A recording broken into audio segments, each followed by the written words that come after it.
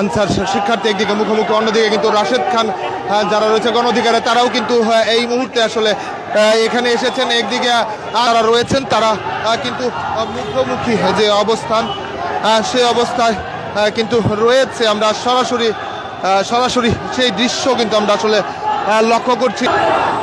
একদিকে রাশেদ খান যারা এসেছেন তারা কিন্তু আসলে গণ অধিকার পরিষদ যারা তারা কিন্তু এবং অন্যদিকে আনসার এবং পেছন দিকে কিন্তু শিক্ষার্থী যারা রয়েছেন ঢাকা বিশ্ববিদ্যালয় থেকে এসেছেন তারা কিন্তু একদম মুখোমুখি অবস্থান নিয়ে এসেছে। এবং অন্যদিকে কিন্তু আসলে রাশেদ খানের নেতৃত্বে গণ অধিকার পরিষদে তারা কিন্তু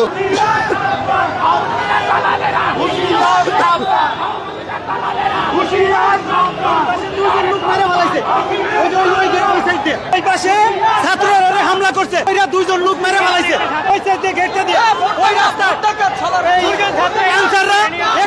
হামলা করে মেরে ফেলাইছে।